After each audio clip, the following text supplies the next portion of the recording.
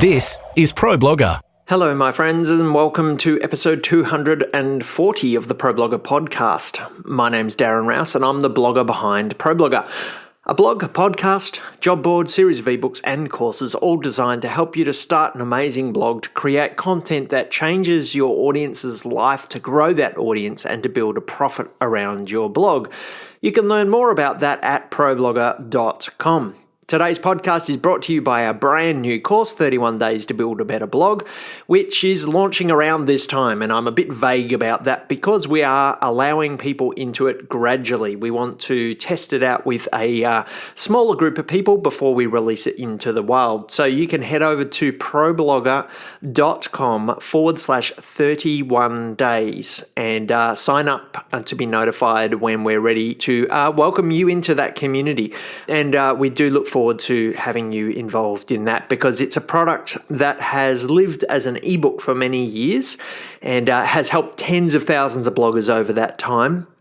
Since back in 2009, I first did that ebook, and we've had a couple of versions of that, and now we want to release it as a course because we think it will help you to move through the full 31 days. An ebook sometimes can be a little bit hard to do that, and so a course with a few emails along the way to prompt you to keep moving through it, we hope will be a positive experience for you. And for those who do join in that beta, we have a special offer for you as well. It's a paid course, but we're keeping it as affordable as possible. So again, ProBlogger.com/31 days to register your interest, and we'll let you know when it's ready for more people. Now, in today's episode, I want to share with you 7 key themes and trends that I saw talked about at Social Media Marketing World a few weeks ago in San Diego.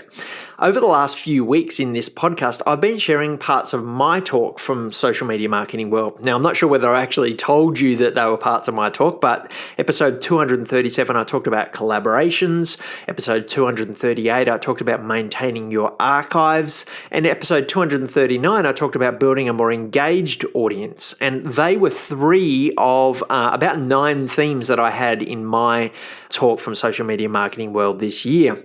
But today what I want to do is to report back on some of the things I heard other people talking about at the conference this year, both from the stage, but also, more importantly to me, from conversations that I had with people in the halls outside of sessions. For those of you who don't know, Social Media Marketing World is probably one of the biggest social media conferences in the world. It happened in San Diego over the end of February, start of March of this year. And it's a conference I've been to. I think this was my 4th or 5th time going, and it's one of those conferences I go to pick up on the trends and to get a sense for what people are doing. You hear about the new stuff, but you also hear about the stuff that people are actually taking and applying. You know, sometimes you hear about all the new things that have been happening, but then you go back the next year and you hear how people have applied those things. And for me, that's when I particularly pay attention. If something was mentioned last year as something new, I kind of watch it. But when I go back the second year and I see that people have taken that new thing and done something really powerful with it and really interesting with it, that's when my ears really prick up and I take on some of those things. And so today in this episode, I want to talk about 7 of the main themes that came about from the conference, particularly these things coming out of what people were calling Facebook Armageddon. And that is the first thing that I do want to talk about. So, you know, Facebook made a lot of changes in the last month or so, and they have rocked the world of social media marketing. And so a lot of what I want to talk about today ripples out from that and is how people are responding to that. So if you want to pick up on the latest trends of social media marketing, this episode is for you. And I will say next week's episode, I'm going to build upon these 7 things and talk about how you work out which of the things you should be doing, which is something that I know many people are wondering as well, because there's all this new stuff. There's all these new things that you could focus your time on. How do you make that decision? So that's next week's episode. All right, let's get into the 7 things I noticed at Social Media Marketing World this year. Creating great content, finding an audience, building engagement, monetizing your blog. This is ProBlogger. So the things I want to talk about today, some of them are trends or emerging trends, and some of them are just conversations that were happening in the halls. And the first one really is more of a conversation that was happening, and it was a theme that came up again and again and again. Almost every session I went to mentioned Facebook Armageddon. Now, not everyone used that exact term, but there was a sense that people's worlds have been rocked, particularly in the last couple of months. Although it does go back over the last couple of years, really, about some of the changes that Facebook are continuing to make in their algorithm. And this is not new. This is something that has been rocking our world as social media marketers for years now. As more and more people are trying to use Facebook for marketing purposes, there's more and more messages going in. Facebook are having to deal with that. And a couple of months ago now, they announced that they were going to reduce the messages getting through organically even more than previously from pages in particular. You know, they're going to elevate more real life conversations, which is something I want to talk a little bit about later. Now, this was something that really is impacting a lot of people. I talked to a number of people in the halls who feel like their whole business has been decimated over the last year or so by these changes. And some people, their reaction to this is like, this is the nail in the coffin for my business unless I find some new way to drive traffic, to build engagement, and to support my business. People seem really split on Facebook's changes. There were some who were really despondent, confused, hurt, and angry that Facebook have made these changes. And then there were others who were more philosophical about it. And one of the things that I heard from a number of people is that, well, as hard as it is, it actually was needed. Facebook needed to make some changes because Facebook is being overtaken by marketers and their messages. And this will hurt Facebook. It will hurt the average day user who uses Facebook to connect with their friends. If all they're seeing is pages manipulating the algorithm and presenting content that really isn't personal to them, then, you know, if people aren't having a positive experience of Facebook, then they're not going to go back, which in the long run hurts the marketers. So some people were quite philosophical that this is a needed thing and that I guess really we need to change our focus as marketers. And this was the big takeaway that I think both groups of people, those who were angry and those who were philosophical, everyone has really come to the same point that we need to change our approach. And a lot of what I want to talk about in the other 6 or so things that I want to talk about today really comes out of that. People attempting to move their efforts away from focusing purely upon Facebook or doing what they were doing on Facebook in the same way. Some people are still trying to get the organic reach, and I'm going to talk about one way that you can do that a little later. But a lot of people now are focusing their effort on other platforms and upon blogging itself, which is something I'll talk a little bit about later. So this is, I guess, the big message is that we just can't keep doing what we've always done on Facebook. And really, this is something you will have heard me talking about previously. We can't build our whole business around any social network because we don't control it. We don't own it. They can change the rules. We need to build our own asset, and we need to leverage these social networks as long as they last for us. That's something I'll talk a little bit about in next week's episode as well. You're listening to Pro Blogger. Number one theme was Facebook Armageddon. Number two theme was a really massive theme of this conference, and it's a response to Facebook Armageddon in many ways. It was from the opening keynote right through almost every session I heard speakers talking about being real, the need to be human, the need to focus upon engagement. This is something I talked about in my session quite extensively. I talked about in last week's episode as well. And there were two main reasons that people were arguing to be more real on social media. Firstly, it stands out. You know, there's so much noise, there's so much automation, there's so much repurposing of content.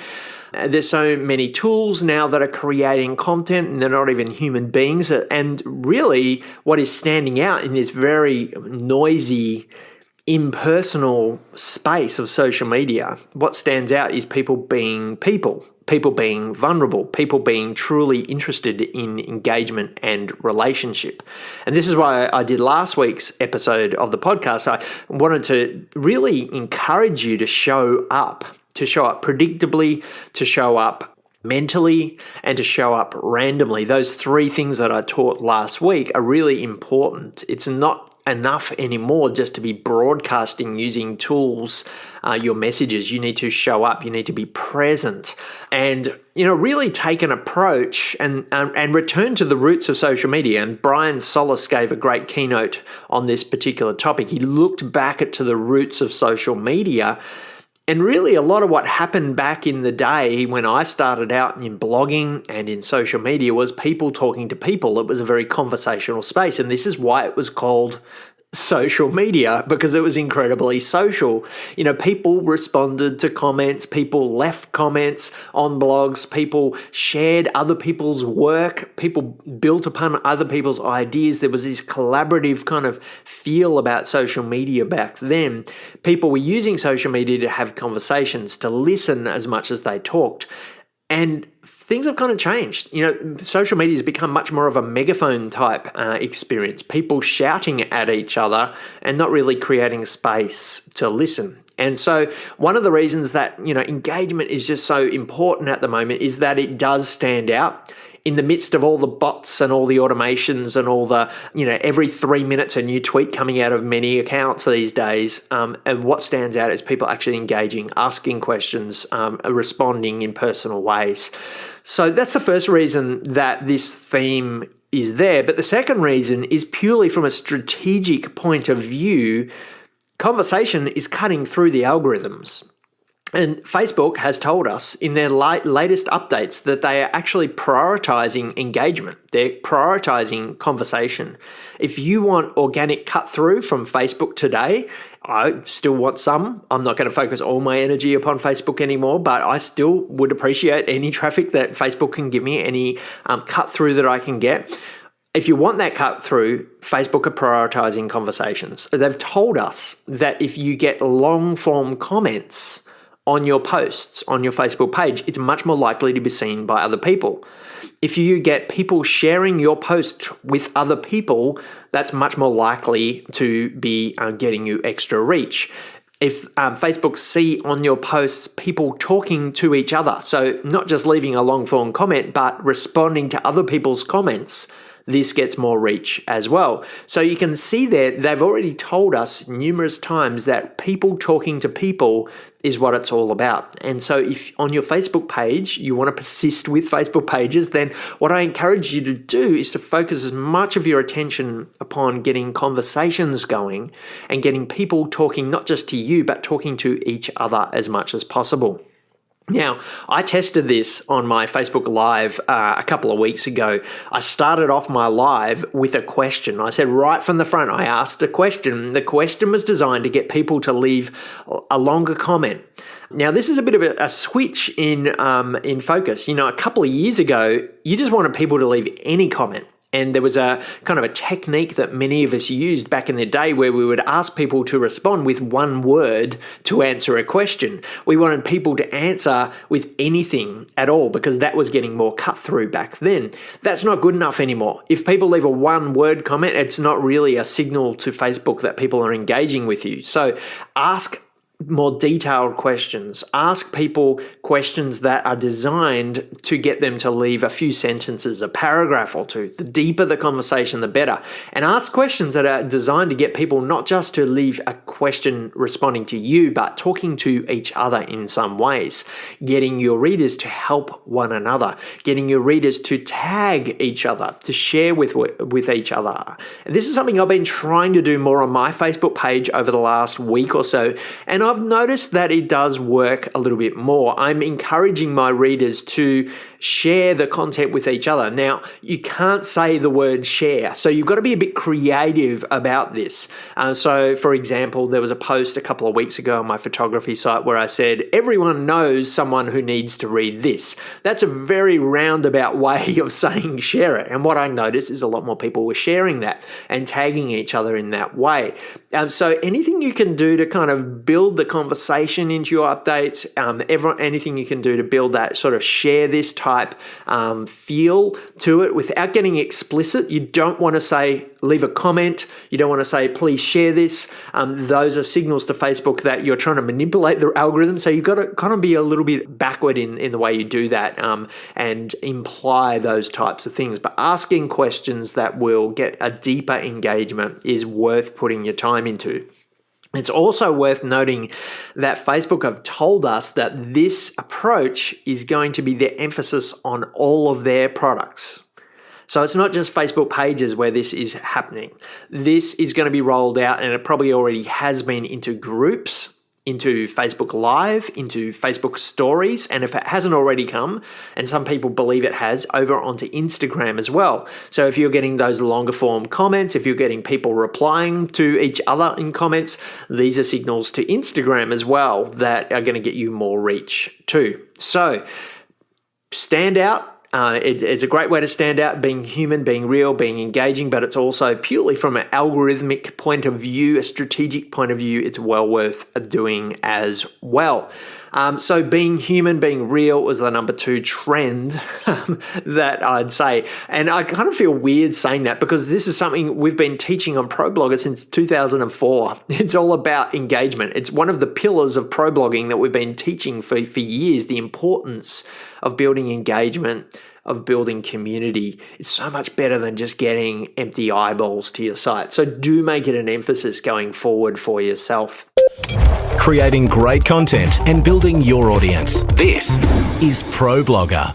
The number 3 thing that was a trend, and it was a trend that built upon last year's conference, is live video. There was a big focus again this year on it. It isn't a new thing. It certainly has been a theme over the last couple of social media marketing worlds, but one of the big trends this year is that we're now beginning to see more and more people create shows instead of just going live randomly. And so one of the things that I heard taught again and again is that you need a weekly show or a daily show, or you need some kind of regular show so people know that you're going to show up at a certain time. And this builds into what I taught in last week's episode about engaging predictably. You want to build that into your editorial calendar, but on top of that, throw in the random shows as well, and the random lives. And so Laria from Live Streaming Pros is a big believer in this. You've got your show, but you also want to go live from time to time to share some of the backstory, to share what's happening. And the combination of the regular show and the random kind of going live is a really powerful type thing. So we saw more and more people actually talking about their studios that they've got now. So we're seeing more and more people at the higher end set up purpose-built studios. That's probably a bit beyond some people, but we're certainly seeing the emphasis upon the quality of the video production going up. More and more people are buying purpose-built lights and better cameras and using systems that are very powerful to run their studios as well. There's also a focus this year upon not just Facebook Live, but also more focus upon YouTube Live, which seems to be growing as well. The beauty of going live on YouTube is that your video then becomes a part of your video library on YouTube.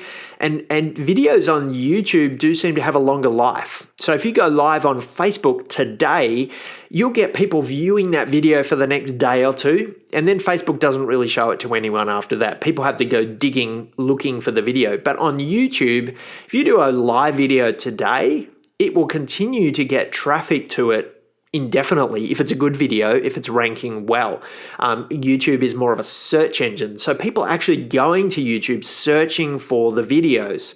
And so there's perhaps less cut through when you are going live on YouTube, but more evergreen kind of long tail views of your video as well. Also, there was a bit of an emphasis this year on Instagram Live as well. And that is a platform that seems to be growing for some people as well. And since the conference, I've noticed a number of my friends are using it. It was really great to meet the team from Ecamm Live at this year's conference. They had a booth there. I'm so impressed with this platform. If you're on a Mac, for me, it's one of the lowest barrier to entry tools that you can use. It's $39.95 US, and it gets you a tool that it's like having a little television studio in your computer. It allows you to screen share. It allows you to create overlays with comments, so you can promote a comment and put it up onto your screen. You can drag videos in. You can drag images in. You can interview people now in split screen using their Skype call recorder. It's a great tool, and I'm really impressed with that. And I'm really impressed also by where they're going as well with their product down the track. They shared a little bit about where they're going. And I don't think they would mind me saying they're going to build in YouTube Live as well. That, to me, really is going to make it even better. It's brilliant. And they're developing it really fast. So Ecamm Live is that tool. Again, $39.95. And that's a one-off fee. You don't have to pay that on a monthly or a yearly kind of subscription. Once you've got it, you've got it. And I just cannot believe it's so cheap.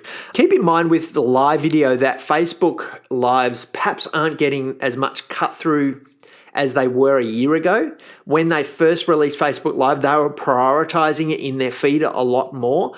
To get prioritized in the feed, you still need to build in that conversational element that I was talking about before. It still is powerful, not quite as powerful as it once was, because there's more people doing it today. How to build and monetize your blog. This is Pro Blogger. The fourth trend I noticed this year is something that I guess builds in some ways upon the idea of video, and that is episodic video. This is something that Mike Stelzner talked about in his opening keynote. Many of you will know Mike. He's been on the podcast before. He is from Social Media Examiner, and in the lead up to this year's Social Media Marketing World Conference, they created a series of videos called The Journey. And in many ways, the idea is that they created these episodic videos. So once a week, they released the new episode in the series. I think they were probably about 10 minutes each, and they were designed to be watched either each week or binged upon. And this is kind of the idea that they've taken, and really was the telling of the story of the creation of their conference. And they talked about the ups and downs of running a conference. And there were some weeks where Mike was really vulnerable with people and talked about how things had stuffed up and how things weren't going well with ticket sales. And then there were other weeks where they took you on to the highs of it. And, this week we tried this and it brought in a lot more sales. So there was a lot of people this year at the conference who attended the conference because they've been watching this series and they've been taken on this journey, which is what it was called. I do recommend you check out that journey, and I'll link to it in today's show notes. I talked to a number of people who said they watched that journey series with their kids like a television show, and they binged upon it. They watched 3 or 4 hours in a row of these episodes. It's kind of pretty amazing to see the results of that case study. Now, they're not the first people to use video in this way. Gary Vaynerchuk has been doing this type of thing for a year or two, showing behind the scenes of his life and the talks that he does. But what Social Media Examiner did with The Journey was to really almost create a television show that people are now binging upon. It's great for storytelling, great for building credibility, great for helping people to get to know you and humanizing your brand. It is a higher investment though, and they actually hired a videographer to do it. So it's possibly a little bit out of range of, people like myself. I'm not in a position to be able to hire someone to follow me around. I don't think I've got an interesting enough life to have someone follow me around. But there are ways to create episodic content. And that leads me to the fifth thing that I want to talk about, and that is the rise in stories style content. We saw probably 3 years ago at Social Media Marketing World, the rise of Snapchat. Everyone was on Snapchat. Everyone was talking about these snaps. I never really got it myself. I've only really begun to get this idea of story content once it came to Instagram. And last year's conference, there was a major focus on Instagram stories versus Snapchat.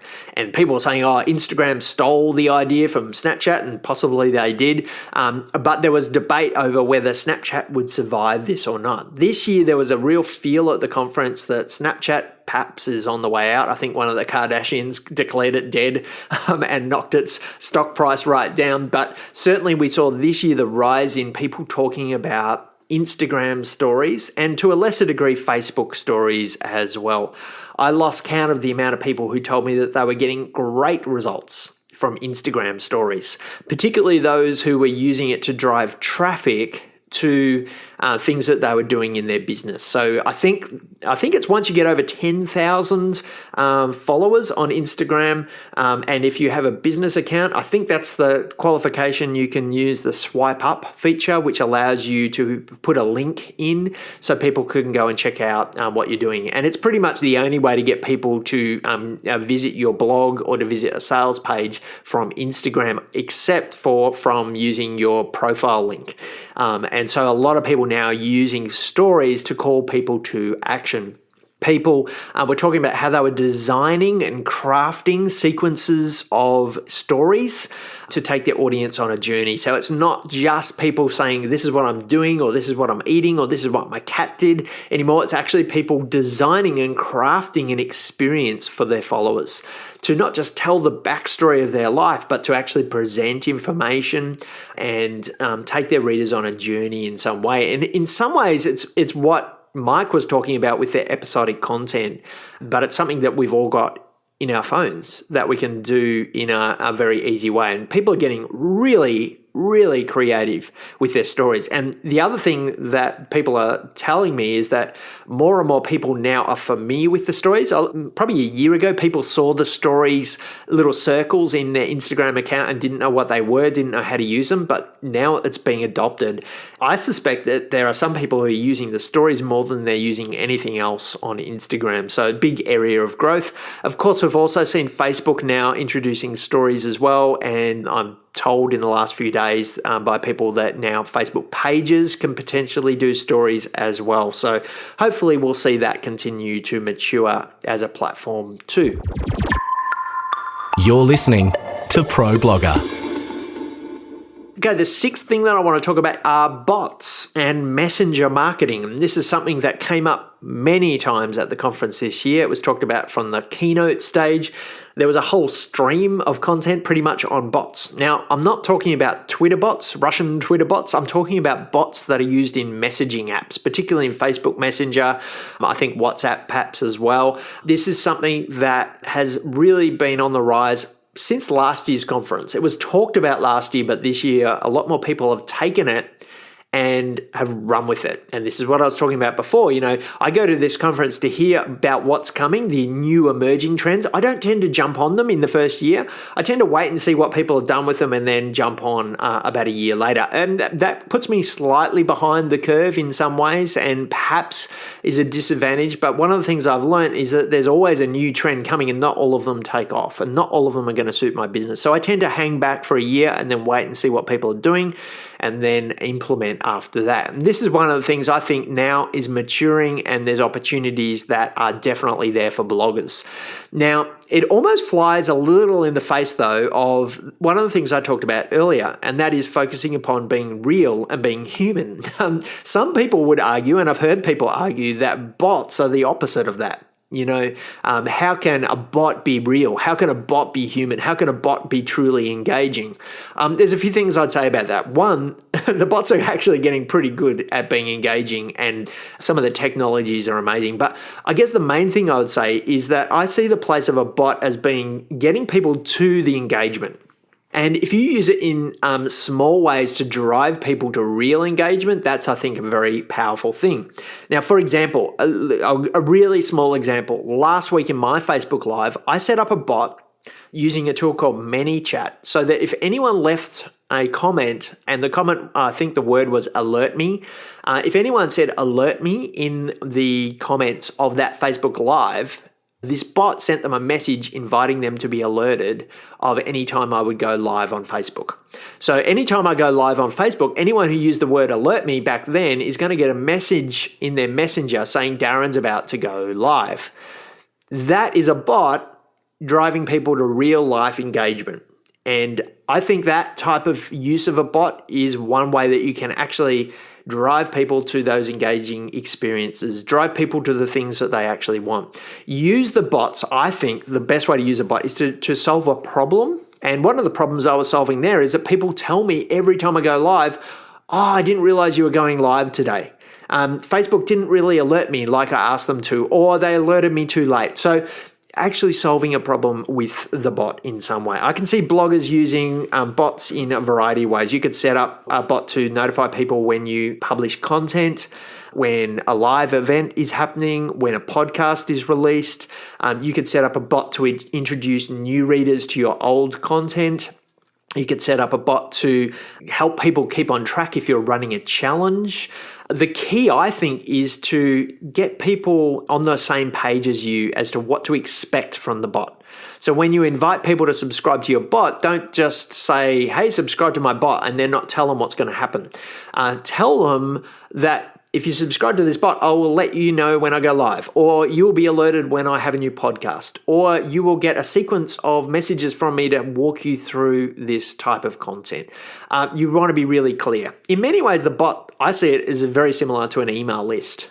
Really, you can use an email list to send broadcasts. You can use an email list to send people through a sequence of emails through an autoresponder, and you can do the same type of things with bots.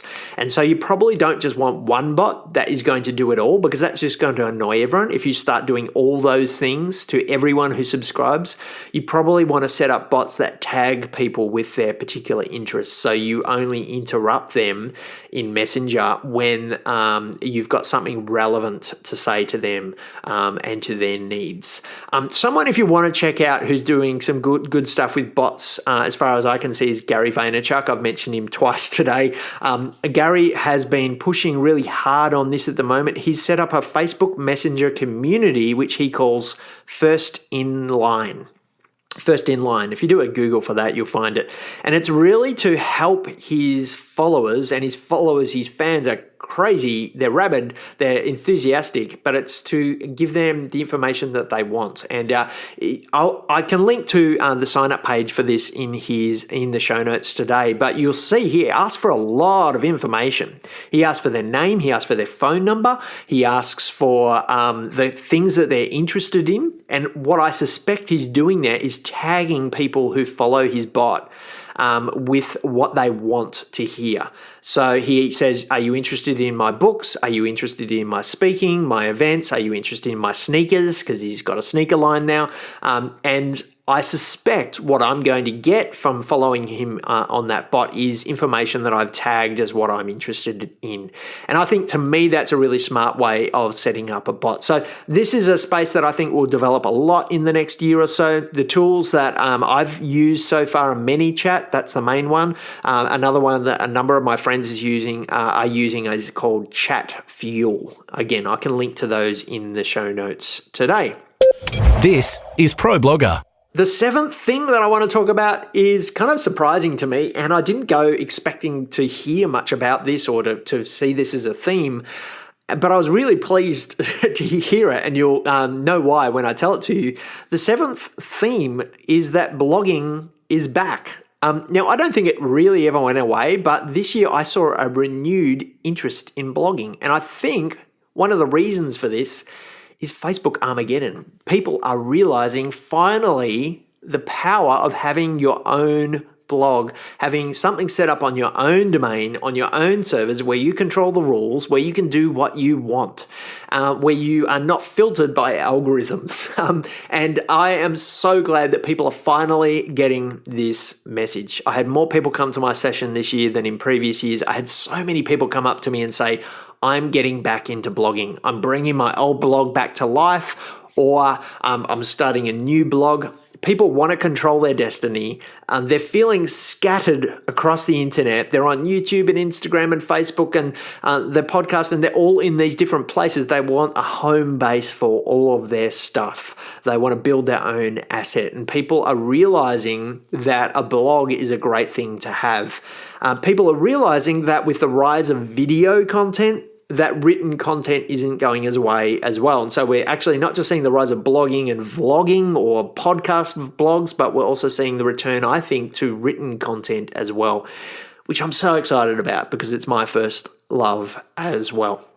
So they're the 7 big trends that I noticed this year. Number 1 was Facebook Armageddon. Number 2 was the return and the rise of being real and transparent and vulnerable and human. Number 3 was the rise of live video and the continuing rise and the maturing of that platform. Number 4 was episodic video, which is something that's perhaps a little bit more high-end, but is a powerful thing. Bouncing off the back of that, the rise of stories style content in Instagram and Facebook. Number 6 was bots and messenger marketing and using those to support your business. And then number 7 was that blogging is back. Now, as I said at the top of this week's show, next week's episode 241, I want to answer a question that I know many of you are probably asking right now, and I heard many people asking at the end of Social Media Marketing World, and that is, what should I focus my time on? You know, you've just heard 7 things that you could be focusing your time on.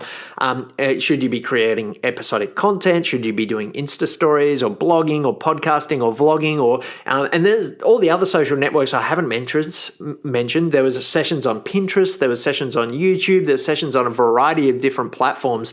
What should you be focusing upon? And that's what I want to talk about in next week's episode.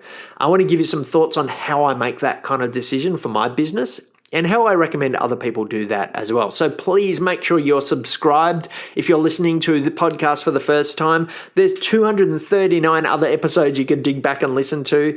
Also, if you would please take a moment or two just to rate and review this podcast in iTunes or whatever app you use to subscribe as well. You can also leave a comment on the show notes at problogger.com/podcast/240, where we have a full transcript of the show today, and I link to all the things that I've mentioned as well. Lastly, if you've got a moment and you know someone who might be helped by this podcast episode or the whole podcast, please consider sharing it as well. I've just given you about 10 calls to action, which breaks every rule that I've got. But if you have a moment or two to take any of those actions, I would greatly appreciate it. And I really mainly look forward to chatting with you next week in episode 241. Thanks for listening. Chat with you then. You've been listening to Pro Blogger. If you'd like to comment on any of today's topics or subscribe to the series, find us at problogger.com/podcast. Tweet us at ProBlogger. Find us at facebook.com/ProBlogger or search Pro Blogger on iTunes. Before I go, I want to give a big shout out and say thank you to Craig Hewitt and the team at Podcast Motor, who've been editing all of our podcasts for some time now. Podcast Motor have a great range of services for podcasters at all levels. They can help you to set up your podcast, but also offer a couple of excellent services to help you to edit your shows and get them up with great show notes. Check them out at podcastmotor.com.